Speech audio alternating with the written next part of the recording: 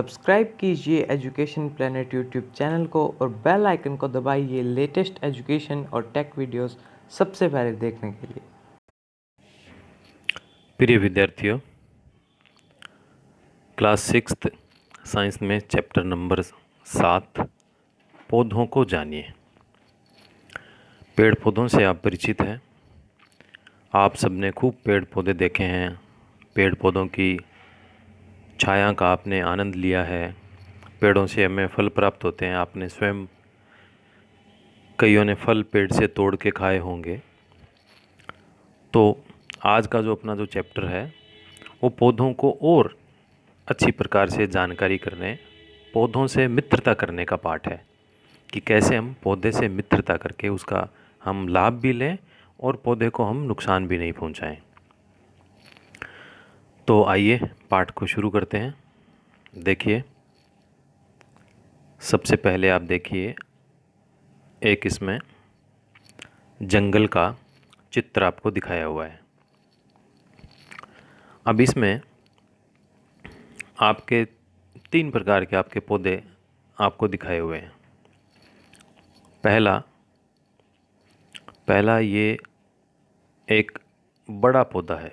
ये इसको हम कहेंगे वृक्ष या पेड़ कहेंगे। और यह एक छोटा पौधा है, इसको हम शाख कहेंगे। और ये नीचे से जिसमें कई शाखाएं निकली रहती है, इसको हम कहेंगे झाड़ी। तो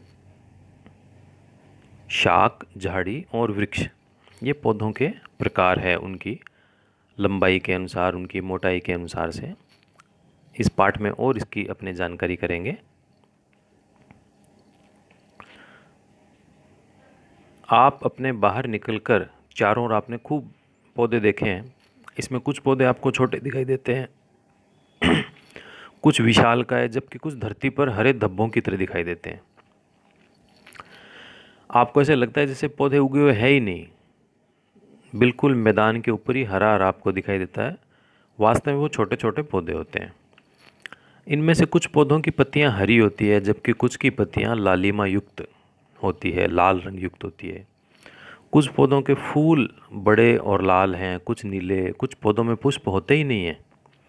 आपने अपने घर के आसपास या घर में ही कईयों के हो सकते हैं पौधे लगे हों, उनके पुष्प हो। विद्यालय के रास्ते में, बाग बगीचे, विद्यालय प्रांगण में अनेक आपने हरे पौधे देखे हैं।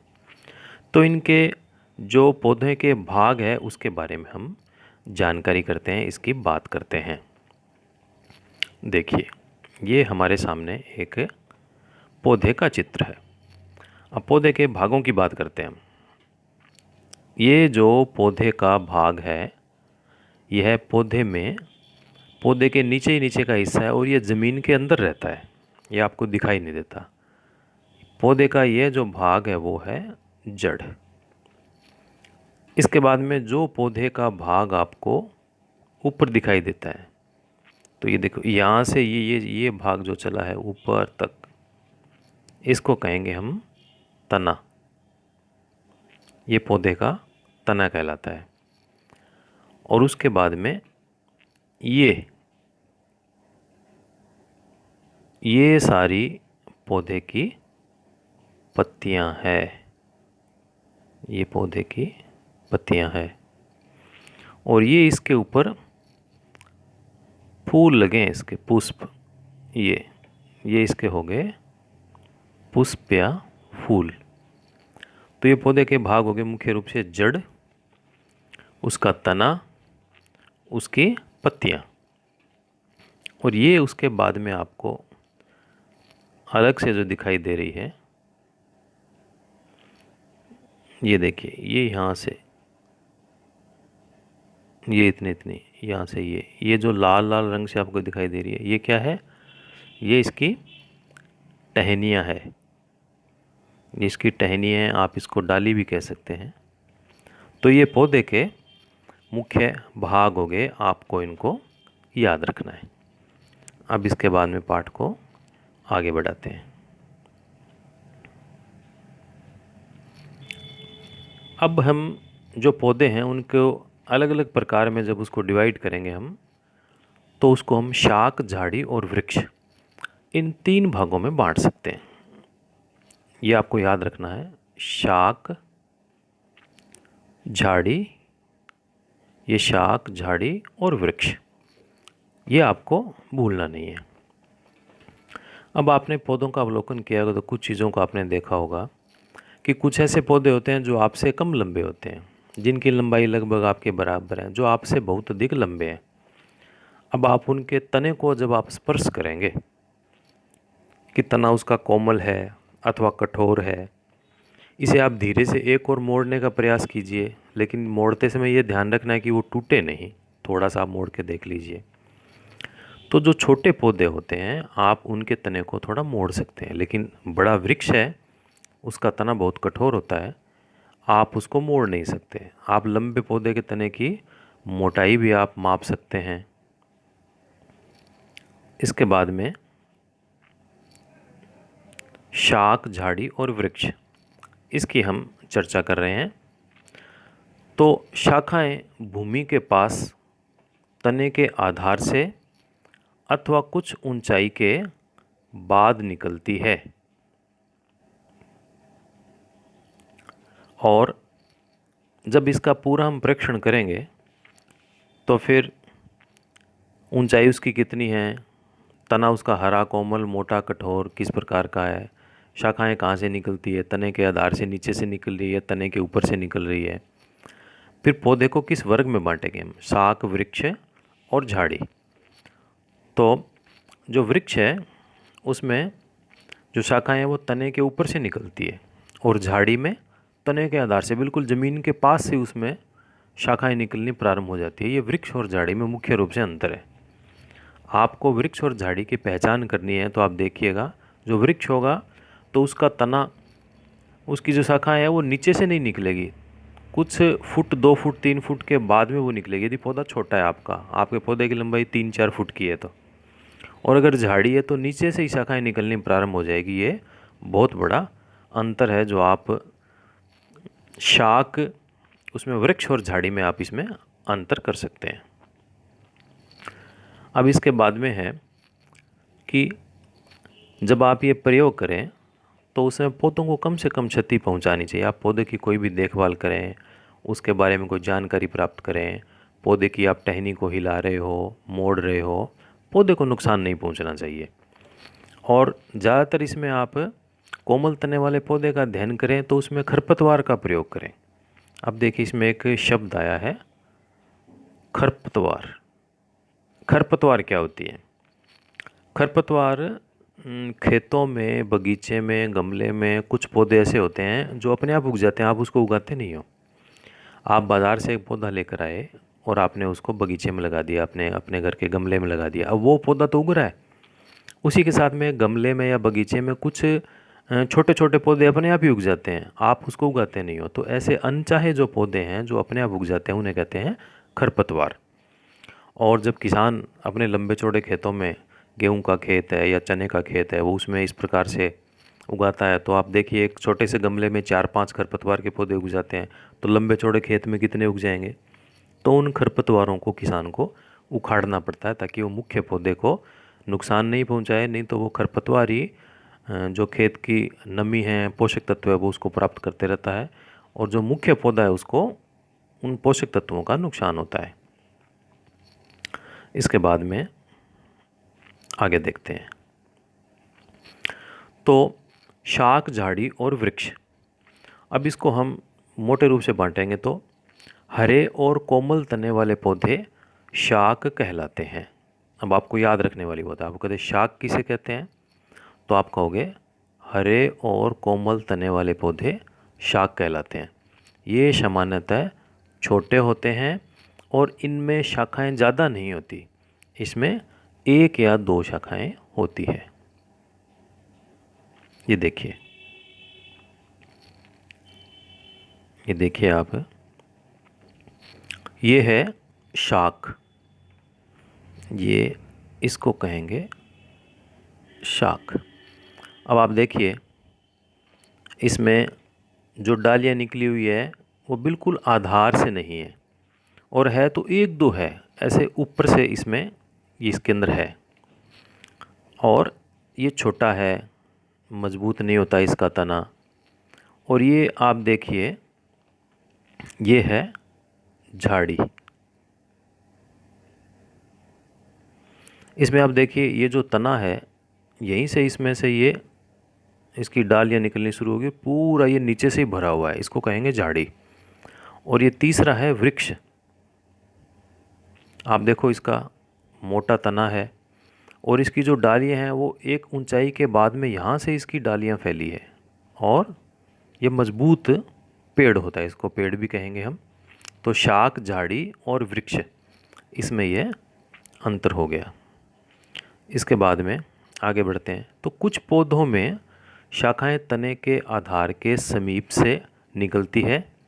तना कठोर होता है परंतु अधिक मोटा नहीं होता, इसको कहते हैं हम झाड़ी। तो हमने शाख क्या होता है उसको हमने जाना। अब बात करते हैं हम झाड़ी की, कि इसमें शाखाएं तने के आधार से निकलती है, पास में से। तना इसका कठोर होता है परंतु ज़्यादा मोटा नहीं होता, इसे कहेंगे हम झाड़ी।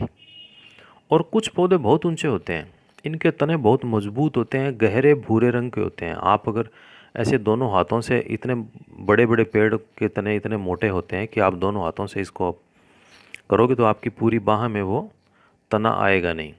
तो ये सुदृढ़ होते हैं, गहरे भूरे रंग के होते हैं और शाखाएं भूमि से अधिक ऊंचाई पर तने के ऊपरी भाग से निकलती है। तो शाखाएं भूमि से अधिक ऊंचाई पर तने के ऊपरी भाग से निकलते हैं, इसे कहते हैं हम वृक्ष। इसके आधार पर आप कोई भी आप देखोगे तो कि वो शाख है या झाड़ी है या वृक्ष है, आप उस पौधे का विभाजन कर सकते हैं। इसके बाद में देखिए, कमज़ोर तने वाले पौधे सीधे खड़े नहीं हो सकते। आपने कुछ घरों में बेल देखी होगी, आपके घर पे मनी प्लांट की बेल होती है या अन्य पुष्प वाली बेल होती है।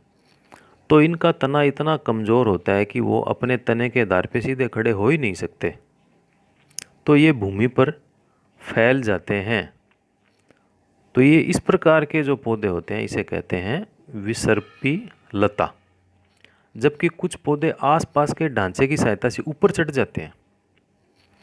आपने अगर गिलोय की बेल किसी के लगी हुई है घर में, तो उसको आसपास में कोई तार मिलेगा, कहीं कोई आपने धागा बांध दिया तो उस धागे के ऊपर भी चढ़ जाएगी, कहीं कोई बांस लगा है उसके ऊपर चढ़ जाएगी, पास में कोई दूसरा वृक्ष है उसके ऊपर चढ़ जाएगी। तो इस प्रकार से आसपास के ढांचे की सहायता से कुछ पौधे ऊपर चढ़ जाते हैं, तो उनको कहते हैं हम आरोही।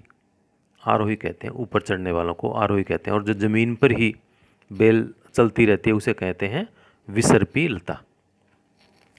अब आपने अपने विद्यालय अथवा घर पर कुछ पौधों की देखभाल आप करते होंगे। अपने घर पर विद्यालय में पाए जाने वाले वृक्ष, झाड़ी अथवा विसर्पी लता, इनको आप पहचान के उनके आप नाम भी अपने नोटबुक में आप नोट कर सकते हैं। अब आप देखिए, बात करते हैं हम तने की, और इसमें आप एक प्रयोग भी कर सकते हैं।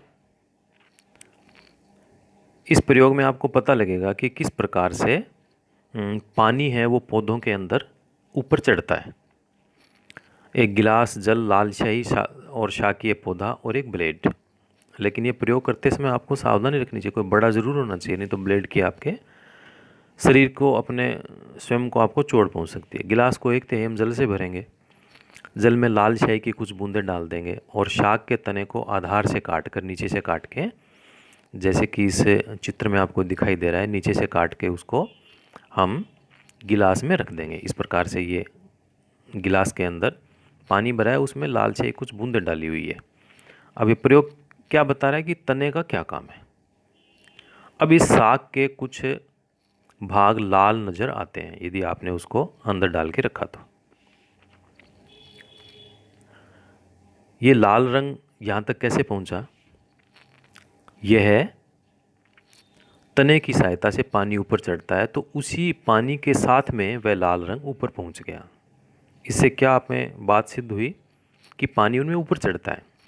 अगर सीधा पानी होता तो आपको दिखाई नहीं देता कि पानी ऊपर चढ़ा है या नहीं चढ़ा है।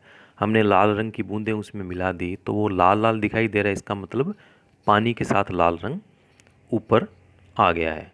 तो इस प्रकार से हम नीचे से इसको काटेंगे तो हमें ये जो काट है, इस काट के अंदर ये जो लाल लाल आपको जो रंग दिखाई दे रहा है वो लाल रंग उस स्याही का है जो हमने उसमें बूंदें डाल दी थी। इससे क्या पता लगता है कि तने में पानी ऊपर चढ़ता है। पानी हमने ज़मीन में डालते हैं, ज़मीन की सहायता से वह ज़मीन में जाता है और फिर जड़ों में जाता है, जड़ की सहायता से वो ऊपर तने में जाएगा, तनों से फिर शाखाओं में जाएगा और शाखाओं से फिर वो पत्तियों में पहुंचता है। इस प्रकार से और फिर पत्तियां सूर्य के प्रकाश की सहायता से प्रकाश संश्लेषण की क्रिया करके भोजन का निर्माण करती है। ये पौधे का भोजन बनाने का एक तरीका है। तो हमने प्रयोग के द्वारा देखा कि किस प्रकार से तने की सहायता से पानी ऊपर चढ़ता है। तो जल तने में ऊपर की ओर चढ़ता है, अर्थात तना जल का संवहन करता है, उसको ऊपर की ओर ले जाता है। लाल शाही की भांति जल में विलीन खनिज जल के साथ तने में ऊपर चले जाते हैं। जैसे लाल शाही ऊपर चली गई, उसी प्रकार जल में जो खनिज हैं वो भी उस पानी के साथ में ऊपर चले जाते हैं। जल तथा खनिज तने की पतली नलिकाओं द्वारा पत्तियों तथा पौधे के अन्य भागों तक पहुंचते हैं। सफ़ेद फूलों के शाखों के साथ में यह क्रियाकलाप यदि करते हैं तो एक सफ़ेद फूल वाली एक शाखा को गिलास ए में रखा और उसमें लाल शाही की कुछ बूंदें डाल दी। दूसरी शाखा के साथ उसने कौतूहलपूर्ण कार्य किया। उसने इस लंबाई के अनुदिश आधी दूरी को दो भागों में काटा। एक भाग को गिलास बी में और दूसरे को सी में रखा। तो उसने गिलास बी में लाल शाही और गिलास सी में नीली शाही की कुछ बूंदें डाली। तो गिलास ए के फूल वाली शाखा पर तथा आप गिलास बी और सी में रखी दूसरी संयुक्त फूल वाली शाखा पर पड़ने वाले प्रभाव के विषय में आप अनुमान लगा सकते हैं। जहाँ लाल शाही डाली वहाँ हमें नीले धब्बे दिखाई देंगे और जहाँ हमने नीली शाही डाली वहाँ नीले धब्बे और जहाँ हमने लाल शाही डाली थी वहाँ हमें लाल धब्बे उसमें दिखाई देते हैं। अब आप देखिए, ये पत्ती का चित्र है। पौधे का ये एक महत्वपूर्ण भाग है और यहीं से जो पौधा है पत्ती के माध्यम से ही भोजन का निर्माण करता है। तो पत्ती का जो एक भाग है, ये जो भाग है इसे कहते हैं हम पर्णवृंत। और ये जो इसका भाग है, ऊपर का भाग, ये पूरा का पूरा ये पूरा का पूरा जो भाग है, पूरा पत्ती का भाग, इसको कहेंगे हम पटल। तो ये पर्णवृंत और ये पटल।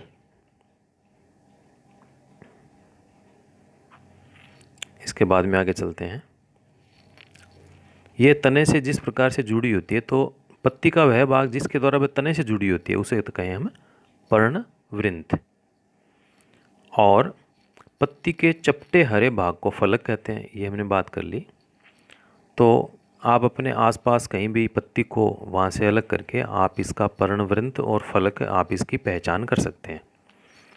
और पत्ती के विषय में और यदि हमें जानकारी लेनी है तो एक क्रियाकलाप इसका है, एक पत्ती को एक सफ़ेद कागज़ अथवा अपनी कॉपी के पन्ने के नीचे रखना है और चित्र के अनुसार उसको थोड़ा दबा के रखना है और फिर ऊपर से अपनी आप पेंसिल से उसके ऊपर धीरे धीरे रगड़ेंगे तो कुछ रेखाओं के साथ में आपको एक छाप दिखाई देगी।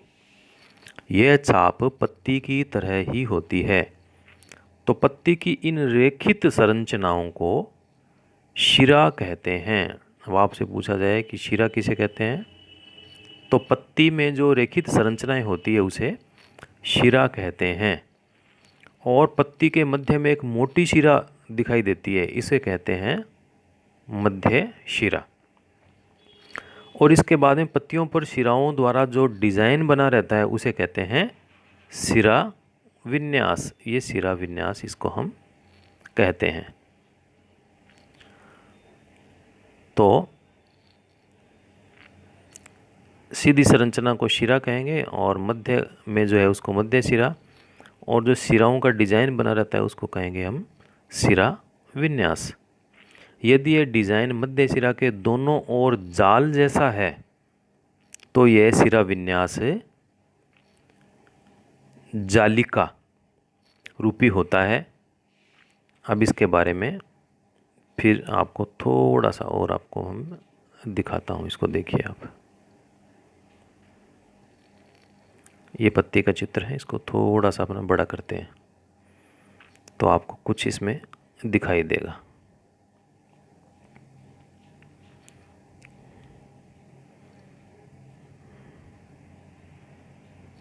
देखिए, तो यह जो इसका पत्ती के बीच में जो ये लाइन आ रही है, ये लाइन, ये इसकी है मध्य शिरा, इसको कहेंगे मध्य शिरा। और इसके बाद में ये इस प्रकार से, ये ऐसे, ये पूरी पत्ती में आपको मिलेगी। इसमें यहाँ भी है, यहाँ भी है, यहाँ है, यहाँ है, ये पूरी पत्ती में आपको सिरा मिलेगी। तो ये सिरा हो गई और बीच वाली है वो हो गई मध्य सिरा। और ये जो इनका जाल बन गया इसे कहेंगे जाल, ये सिराओं का जाल है। ये पत्ती की एक प्रकार की संरचना है।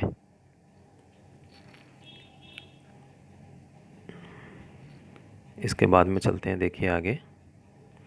अब ये जो सिरा विन्यास है इसका भी एक अलग अलग रूप होता है। अब घास की पत्तियों पर तो ये सिराएं एक दूसरे के समानांतर होती है। ऐसे विन्यास को तो ये हमने देखा कि ये जो सिरा विन्यास है वो दो प्रकार का है। एक तो समानांतर सिरा विन्यास है और एक जालिका के रूप में है। तो ये घास की पत्ती है, ये घास की पत्ती में ये सिरा विन्यास देखिए आप, ऐसे ऐसे लंबाई में दिखाई दे रहा है। तो इस प्रकार का सिरा विन्यास होता है समानांतर सिरा विन्यास। और ये दूसरी पत्ती है, इसमें देखिए ये आपको सिरा विन्यास ये बिल्कुल स्पष्ट दिखाई दे रहा है, इस प्रकार से, ऐसे ऐसे ऐसे। तो ये सिरा विन्यास होता है, इसको कहेंगे जालिका सिरा विन्यास। इसके बाद में आप कि पत्तियां पौधे में क्या काम करती है, इसका एक छोटा सा प्रयोग हम कर सकते हैं। एक पॉलीथीन की थैली में, हम पॉलीथीन की एक थैली में एक शाख, एक पौधे को रखेंगे। थैली वो पारदर्शी होनी चाहिए और एक धागा चाहिएगा। दिन के समय में है ये प्रयोग हम कर सकते हैं। एक स्वस्थ भली भांति सिंचित और धूप में रखे हुए पौधे को हमें लेना चाहिए और किसी पौधे की पत्ती वाली शाखा को चित्र के अनुसार हम पॉलीथीन की थैली से ढककर धागे से बांध देंगे। ये यहाँ ऊपर से इसकी जो पत्तियां हैं, 3-4 पत्ती, हमने इसको लेके नीचे यहाँ से हमने इसके धागा बांध दिया। और उसके बाद में क्या होगा, पॉलीथीन की जो खाली थैली है वहाँ पर हमने धागा बांध दिया, धूप में इसको रख देंगे। कुछ घंटों के बाद में पॉलीथीन की थैली के आंतरिक पृष्ठ को हम ध्यान से देखेंगे। यानी पॉलीथीन की थैली को हम उतार लेंगे तो अंदर की तरफ उसमें देखेंगे तो यहाँ पर थैली के अंदर जल की बूंदें दिखाई देती है। और किस थैली में जल की बूंदें दिखाई देती है तो इसका पता लगाने के लिए ये बूंदें कहाँ से आई, आप पॉलीथीन की थैली को वहाँ से प्रयोग करने का, तो हटाना ज़रूरी है। अगर आपने वैसे ही बांध के रख दिया पौधे के ऊपर से तो पौधा फिर वो वहाँ से, वो पत्तियाँ पूरी की पूरी ख़राब हो जाएगी। तो ये जल की यह बूंदें पत्ती से जल वाष्प के रूप में निकलती है। ये जो पत्ती थैली के अंदर की तरफ जो पानी की बूंद हमें दिखाई दी वो पत्ती से जल वाष्प के रूप में निकलती है और इस क्रिया को कहते हैं वाष्पोत्सर्जन। आपसे पूछा जाए वाष्पोत्सर्जन किसे कहते हैं तो आप कहोगे कि पत्तियों से जलवाष्प के रूप में पानी निकलता रहता है, तो इस क्रिया को वाष्पोत्सर्जन कहते हैं। और इस प्रक्रम यानी इस प्रक्रिया के द्वारा पौधे बड़ी मात्रा में जल को वायुमंडल में छोड़ते हैं। आगे देखते हैं। अब ये जो हमने जानकारी की कि वाष्पोत्सर्जन किसे कहते हैं और पत्तियां बड़ी मात्रा में जल को वायुमंडल में छोड़ती है, तो पत्तियों का एक काम और भी है। वो काम क्या है उसका भी एक छोटा सा प्रयोग है। पत्ती, स्पिरिट, बीकर, परखनली, बर्नर, जल, प्लेट और आयोडीन का विलयन। अब परखनली में हम एक पत्ती को रख देंगे, उसमें पर्याप्त मात्रा में स्पिरिट डाल देंगे जिससे पत्ती पूरी तरह से डूब जाए। अब इस परखनली को जल से आधे भरे बीकर में रखेंगे। बीकर को उस समय तक गर्म करते रहें जब तक पत्ती से हरा रंग पूर्णतः बाहर नहीं निकल जाता। अब पत्ती को परखनली से सावधानीपूर्वक बाहर निकालकर जल से उसको धोएंगे और इसे प्लेट में रखकर आयोडीन विलयन की कुछ बूंदें उसके ऊपर हम डालेंगे।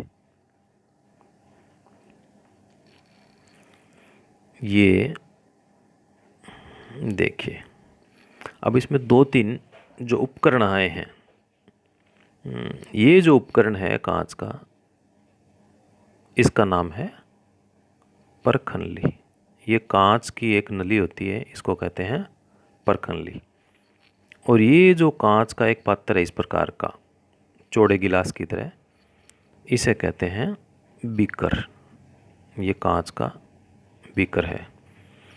और ये इसके जो 3 पैर है, 1, 2, 3, और इस प्रकार से, इसको कहते हैं हम तिपाई कहते हैं, तिपाई स्टैंड भी कहते हैं। इसके नीचे जो आप देखिए एक बर्नर नीचे जल रहा है, वो उसको गर्म करने के लिए है। और ये पत्ती है, और ये हमने स्पिरिट में इसको डाला और उबाला, और उबालने के बाद में पत्ती का जो हरा रंग है वो सारा इसमें से निकल गया। और इसके बाद में पत्ती को हमने यहाँ पे साफ पानी से धो के इसमें हमने रख दिया। इसके बाद में हम इसका आगे प्रयोग करते हैं। अब इसमें क्या मिलेगा हमें कि उसमें जो हरे रंग का पदार्थ निकला वो होता है मंड, और ये पौधे के अन्य भाग से आकर पत्ती में एकत्रित हो जाता है। परंतु पत्तियां प्रकाश और हरे रंग के एक पदार्थ की उपस्थिति में अपना भोजन बनाती है, और इस प्रक्रिया को जल एवं कार्बन डाइऑक्साइड का उपयोग करती है, और इस प्रक्रम को कहते हैं प्रकाश संश्लेषण। इस बात को आप याद रख लीजिए। पौधे की हरी पत्तियां सूर्य के प्रकाश की उपस्थिति में जल और कार्बन डाइऑक्साइड का उपयोग करते हुए अपना भोजन बनाती है। तो इस प्रक्रम को कहेंगे हम प्रकाश संश्लेषण। इस प्रक्रम में ऑक्सीजन निकलती है और पत्तियों द्वारा संश्लेषित भोजन अंततः पौधे के विभिन्न भागों में मंडल के रूप में अंदर संग्रहित हो जाता है। हम कह सकते हैं कि पत्ती ने ही मंड का संश्लेषण किया तथा यह पौधे के किसी और भाग से यहाँ नहीं पहुँचा। इसे जानने के लिए उक्त क्रियाकलाप की एक दूसरी विधि भी है। तो इस प्रयोग में एक गमले को 1 अथवा 2 दिनों के लिए अंधेरे कमरे में हमने रखा। इस पौधे की पत्ती के आंशिक भाग को दोनों ओर से काले कागज से हमने ढक दिया। अब इस पौधे को पूरे दिन के लिए सूर्य के प्रकाश में हम रख देंगे। अब काला कागज़ हमने लगा दिया तो क्या है, वहाँ सूर्य का प्रकाश नहीं पड़ेगा। अब कागज़ से ढकी पत्ती को तोड़कर इसमें मंड का हम परीक्षण करेंगे तो देखेंगे कि पत्ती का वह भाग जो सूर्य के प्रकाश में था उसमें तो मंड उपस्थित है, परंतु काले कागज़ से ढके भाग में नहीं है। इसका मतलब क्या हुआ कि पत्ती सूर्य के प्रकाश की उपस्थिति में ही मंड का संश्लेषण करती है और यही भोजन है। अब हमने जो क्रियाकलाप किया उनसे हमने देखा कि तना पत्ती को जल पहुंचाता है और पत्ती जल का उपयोग करके अपना भोजन बनाती है, और पत्तियों से जल की कुछ मात्रा का ह्रास होता है। ह्रास यानी निकलता है वाष्पोत्सर्जन के द्वारा। तने और पत्ती को जल कैसे प्राप्त करता है और ये जड़ क्या काम करती है, आपने देखा है। पौधों को आप पानी देते हैं तो पानी आप ज़मीन में देते हैं और ज़मीन में जड़ें होती है। तो पौधे का वह भाग जो मिट्टी के अंदर दबा होता है उसको कहते हैं हम जड़। और जड़ किस प्रकार की होती है ये देखिए आप। जड़ की सहायता से ही पौधे को पूरा का पूरा पानी मिलता है, उसको भोजन मिलता है, उसका पोषण होता है। अब जड़ की सहायता से जो पोषक तत्व है ऊपर ग्रहण करता है। इसमें प्रयोग है कि हमने 2 पौधे लिए और एक पौधे को हमने जड़ सहित, कोई छोटी सी खरपतवार हमने निकाल ली बगीचे में से 2 एक जैसी, तो एक की तो जड़ हमने रहने दी, दूसरे की हमने जड़ काट दी और दोनों को ही हमने गमले में लगा दिया। अब ये एक पौधा तो है जिसकी जड़ लगी हुई है और दूसरा है जिसकी जड़ हमने काटी हुई है। उन दोनों को हमने लगा दिया। अब उन दोनों गमलों में हम पानी देंगे तो क्या होगा, जिसमें जड़ है वो तो रहेगा हरा भरा, और जिसकी जड़ हमने काट दी वो सूख जाएगा। अब सूख क्यों जाएगा, क्यों, क्योंकि उसकी जड़ काट दी। इसका मतलब क्या हुआ कि जड़ों के माध्यम से ही पौधे पोषक तत्व, खनिज, पानी इसका अवशोषण करते हैं। अब इसमें हम एक प्रयोग और कर सकते हैं। मक्का और चने के बीज, रुई, कटोरी और जल। 2 कटोरी हम लेंगे, उसमें भिगी हुई रुई रखेंगे। एक कटोरी में चने के 3-4 बीज और दूसरी में मक्का के दाने रख देंगे। जल डालकर रुई को हमेशा नम रखेंगे, यानी गीला रखेंगे, जब तक बीज अंकुरित होकर नवोद्भिद नहीं बन जाए। नवोद्भिद क्या है, ये जो उसमें से अंकुरित होकर ये जो सफ़ेद सफ़ेद रचनाएं इसमें से निकल रही है वो नवोद्भिद है। 1 सप्ताह बाद उन्हें खींचकर रुई से बाहर निकलने का प्रयास करेंगे। क्या नवोद्भिद सरलता से बाहर आता है? हम पौधों को भूमि से खींचकर आसानी से नहीं निकाल सकते ना, उन्हें मिट्टी खोद कर निकालना पड़ता है। जड़ें पौधे को मिट्टी में मजबूती से जमाए रखती है। तो इसी प्रकार से ये जो नवोद्भिद है वो रुई के अंदर चिपक जाते हैं और उनको आसानी से खींचने से वो बाहर नहीं आएंगे। तो जो जड़ है वो पौधे को मिट्टी में मजबूती से जकड़ के रखती है, इसलिए इन्हें मिट्टी में पौधे का स्थिरक कहा जाता है। तने और पत्तियां विभिन्न प्रकार की होती है, जड़ों में भी विविधता होती है। तो जड़ का काम क्या हुआ, मिट्टी में मजबूती से जमा के रखती है और इसको पौधे का स्थिरक, पौधे को स्थिर रखने वाली भी उसको कहते हैं। अब आपने देखा तना और पत्तियां विभिन्न प्रकार की होती है, जड़ों में भी विविधता होती है। अब जड़ें में कौन कौन सी विविधता होती है, किस किस प्रकार की जड़ें होते हैं, इस प्रकार की हम इसमें जानकारी करते हैं। देखिए 2 प्रकार की आपको इसमें जड़ दिखाई दे रही है। दोनों जड़ों में आपको अंतर दिखाई दे रहा है। एक जड़ सीधी है और दूसरे में क्या है, ये जड़ है लेकिन यहाँ से ये ऐसे कुछ इसमें से निकला हुआ है साथ में, और तो ये जड़ों के 2 प्रकार हो गए।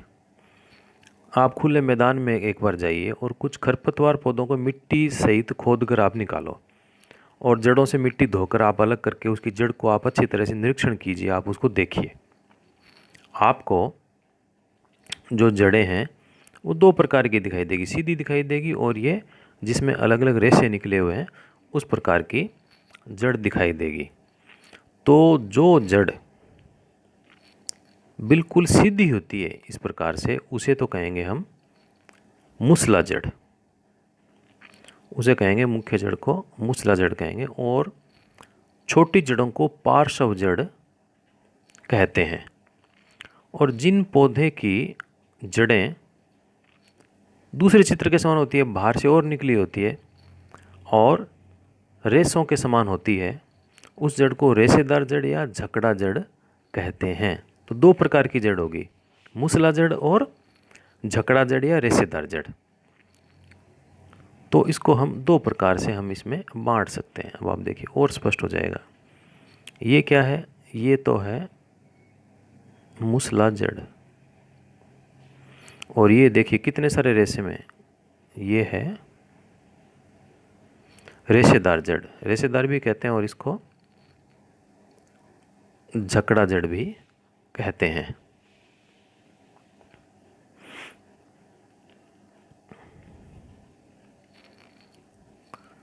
तो ये जड़ों का एक प्रकार से ये सिरा विन्यास था, अलग अलग प्रकार से। तो कुछ जड़ें जैसे गाजर, मूली, शकरकंद, शलजम, ये जड़ें ही होती है जिसको हम खाते हैं। तो आपसे एक प्रश्न पूछा जा सकता है कि ऐसे कौन से पौधे हैं जिनकी जड़ों का हम खाने में काम में लेते हैं। तो गाजर, मूली, शकरकंद, शलजम, ये सारी की सारी जड़ ही होती है, और जड़ को हम पौधे का वह भाग जो खाने में काम में आता है इसका वो जड़ होता है। ये पौधे होते हैं मूली, गाजर, शकरकंद, शलजम इत्यादि। इसके बाद में एक पौधे के भाग का हम अध्ययन करते हैं, जो कि पौधे का सबसे सुंदर भाग होता है और आप सब उससे आकर्षित होते हैं, वो है पुष्प। अब आप देखिए, ये आपके सामने गुलाब का पौधा आपको दिखाई दे रहा है। यह गुलाब का पौधा है। देखिए, इसमें आगे है पुष्प। अब गुलाब के पौधे के 3 भाग हमारे सामने हैं। ये जो पहला है वह गुलाब की शाखा है, जिसमें कोई पत्ती नहीं है, कोई पुष्प नहीं है। तो पत्ती और पुष्प विहीन एक ये शाखा है। और ये दूसरी शाखा है जिसमें शाखा के साथ में पत्तियां जुड़ी हुई है, तो ये पत्ती सहित शाखा है। और तीसरी शाखा है जिसमें शाखा के साथ में पत्ती और पुष्प भी हैं, तो ये पत्ती और पुष्प सहित शाखा है। तो पुष्प अलग अलग रंगों के होते हैं। गेंदे का फूल है और गुलाब का है, कोई चमेली का है, कमल का फूल है, बहुत से इस प्रकार के फूल हैं, अलग अलग रंगों के हैं। छोटे छोटे पौधों के भी फूल होते हैं। कोई भी पौधा निकलेगा उसका फूल लगभग उसके लगता है धतूरा है, गुड़हल है, इसके भी फूल होते हैं। तो अमरूद के भी आपको पुष्प दिखाई देंगे। पुष्प के बाद में ही फल का निर्माण होता है। अब आपने जो पौधा देखा और उसके बाद में उसके पुष्प, तो पुष्प के जो भाग होते हैं उसमें, जैसे ये गुलाब का हमारे सामने है, तो आपको इस प्रकार की रचना दिखाई देती है।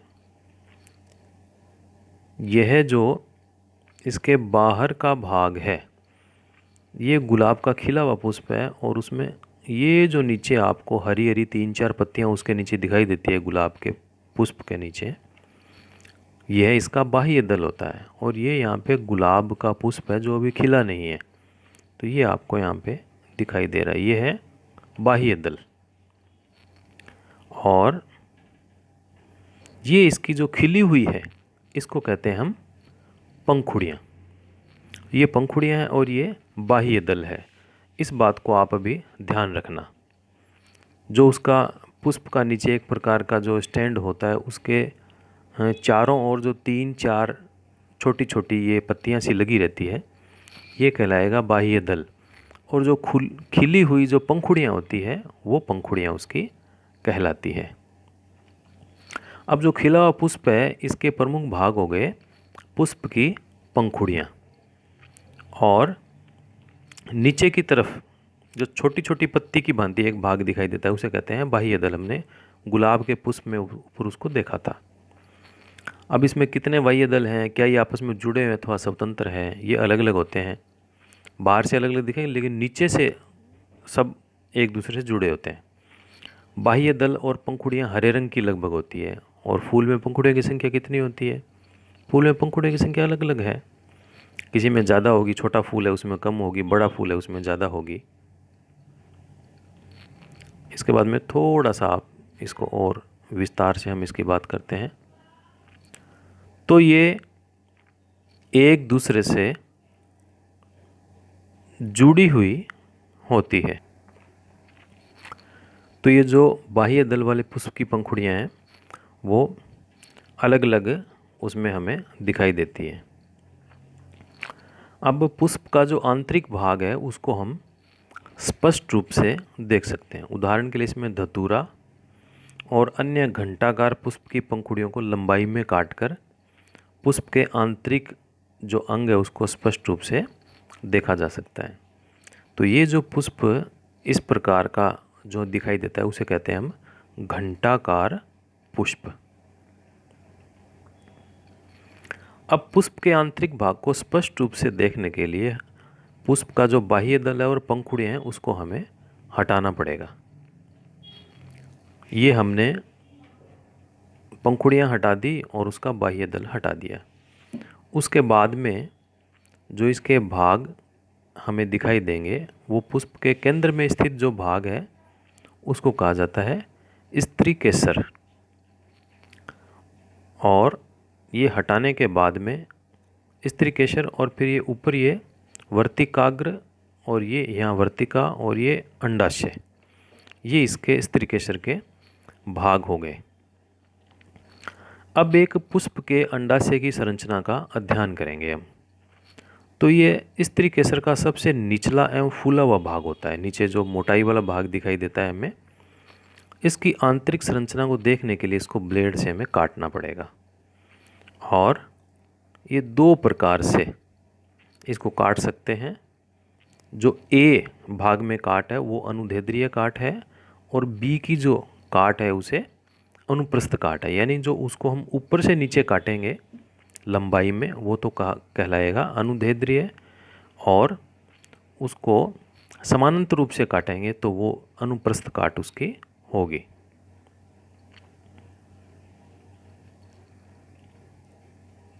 देखिए अब ये जो पुष्प है इसमें हमें ये यहाँ पर स्त्रीकेसर है और ये ऊपर की तरफ जो एक लंबी लंबी सूक्ष्म संरचनाएं होती है वो कहलाएगी पुंकेसर। और पुंकेसर के ऊपर के जो भाग हैं वो उसको कहते हैं हम परागकोश, और नीचे की जो ये लंबी लंबी जो तंतु के रूप में होते हैं उसको हम तंतु ही कहते हैं। अब अंडाशय की जब आंतरिक संरचना जो हमने अनुदैर्ध्य और अनुप्रस्थ के रूप में काटा था, ये हमने पहला अनुदैर्ध्य लंबाई के रूप में काटा था, तो उसमें इस प्रकार की हमें संरचना दिखाई देगी। और अनुप्रस्थ काट में ये बीजांड है, उसमें हमें चित्र के अनुसार ये संरचना दिखाई देगी। थोड़ा सा इसको और बड़ा करके देखते हैं। ये अनुदैर्ध्य काट है और ये इसकी जो गोलाई में दिखाई दे रही है वो अनुप्रस्थ काट में काटा हुआ इसका भाग हमें दिखाई दे रहा है। अब इसको हम जब आवर्धक लेंस से देखेंगे तो फिर हमें इसमें छोटी छोटी गोल संरचनाएं अंडाशय में दिखाई देती है। इन गोल संरचनाओं को कहते हैं हम बीजांड। और अंडाशय के आंतरिक भाग का आप आगे अपने नोटबुक में आप चित्र भी बना सकते हैं। इसके बाद में आगे की तरफ है इसके जो आपने ऐसे भी कई पुष्प देखे होंगे जिसमें बाह्य दल और पंखुड़ी समान दिखते हों, और कई ऐसे भी पुष्प आपने देखे हैं जिनकी संख्या और पंखुड़ियों की संख्या में असमानता होती है। तो विभिन्न पुष्पों में बाह्य दल, पंखुड़ी, पुंकेसर और स्त्रीकेसर की संख्या में अंतर हो सकता है। सब पुष्पों में एक समान नहीं होता। कुछ पुष्पों में इनमें से कुछ भाग अनुपस्थित भी हो सकते हैं। तो आपने पत्ती, तना, जड़ के लक्षण और कुछ इसके कार्य के विषय में पढ़ा, और पुष्प की संरचना का भी प्रारंभिक रूप से आपने अध्ययन किया। अब ये पुष्प का आगे पुष्प के क्या कार्य है, परागकण कैसे होता है, परागण कैसे होता है, इसके बारे में हम जो नेक्स्ट चैप्टर है जो आगे की कक्षाओं में आएगा उसमें हम इसका अध्ययन करेंगे। तो निश्चित रूप से आपको ये पाठ समझ में आया होगा, और पौधों को जानिए आप, और पौधों से मित्रता करनी है। ज़्यादा से ज़्यादा हमें वृक्ष लगाने चाहिए, पौधों की देखभाल करनी चाहिए, तभी हम पौधों के सच्चे अर्थों में मित्र कहलाएंगे।